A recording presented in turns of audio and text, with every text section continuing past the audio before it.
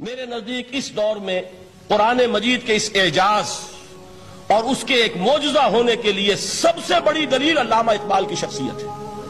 وجہ کیا ہے کہ علامہ اقبال علماء کے طبقے میں سے نہیں تھے۔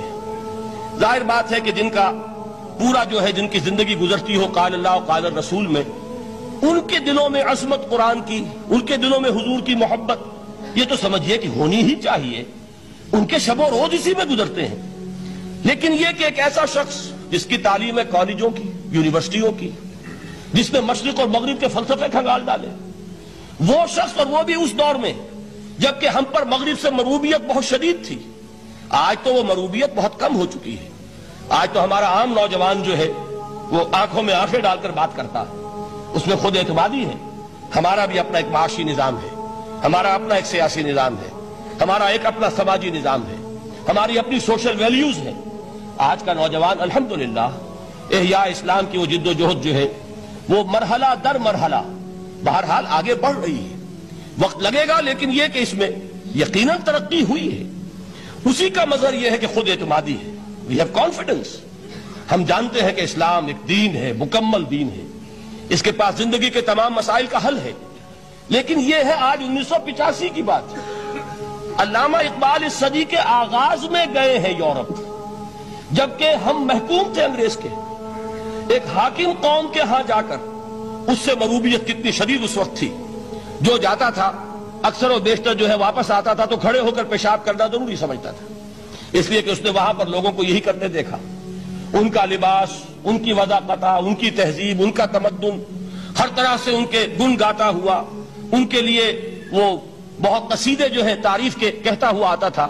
لیکن ایک علامہ اقبال کی شخصیت وہ ہے کہ وہ یہ خود کہتے ہیں کہ میں اس آگ میں ڈالا گیا ہوں مثل خلیل، مغربی تہذیب کے اس الاؤ میں مجھے اس طرح ڈالا اللہ نے جیسے کہ حضرت ابراہیم کو آگ میں ڈلوایا۔ میں اس تہذیب کے اس الاؤ کے اندر سے ہو کر آ رہا ہوں، اور میں نے یہ دیکھ لیا ہے کہ یہ تہذیب کھوکھلی ہے، اس کے اندر کوئی پائیداری نہیں ہے، نظر کو خیرہ کرتی ہے تب چمک تہذیب حاضر کی، یہ سنائی مگر جھوٹے نگوں کی ریزہ کاری ہے۔ اور دیار مغرب کے رہنے والوں خدا کی بستی دکان نہیں ہے، کھڑا جسے تم سمجھ رہے ہو وہ اب ذرے کا معیار ہوگا۔ تمہاری تہذیب اپنے خنجر سے آپ ہی خودکشی کرے گی، جو شاخ نازک پہ آشیانہ بنے گا ناپائیدار ہوگا۔ اب آپ اندازہ کیجئے وہ شخص جو بنیادی طور پر فلسفی ہے، فلسفے کا طالب علم ہے، وہ جرمنی اور انگلستان میں جا کر فلسفے کھنگالنے کے بعد اسے اگر تسکین حاصل ہوئی، اس کے جو علم کی پیاس تھی اگر اسے سیری حاصل ہوئی تو صرف قرآن کے ذریعے سے۔ نہ کہیں جہاں میں اما ملی، جو اما ملی تو کہاں ملی میرے جرم خانہ خراب کو تیرے عفو بندہ نواز میں۔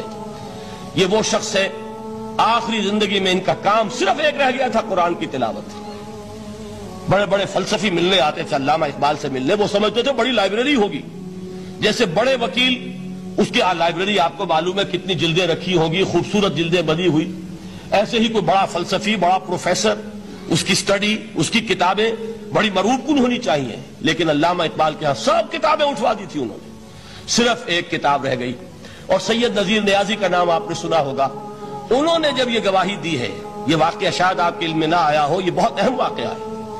وہ یہ لکھتے ہیں کہ میں نے ایک مرتبہ علامہ سے پوچھا کہ کچھ لوگ اعتراض کرتے ہیں یا یہ خیال ظاہر کرتے ہیں کہ آپ نے اپنا فلسفہ خودی نیٹشے سے لیا ہے، کوئی کہتا فلاں سے لیا ہے، کوئی کہتا فلاں سے لیا ہے، کچھ آپ خود بتا سکیں گے کہ آپ کے فلسفہ خودی کی سورس کیا ہے؟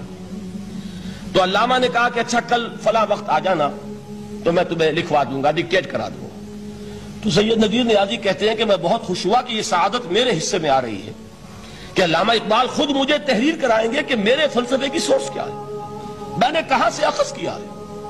دوسرے روز وہ گئے، حاضر ہوئے، بڑے ہی ارمانوں کے ساتھ پینسل اور کاپی لے کر بیٹھے۔ علامہ نے فرمایا ذرا قرآن مجید نکال لاؤ۔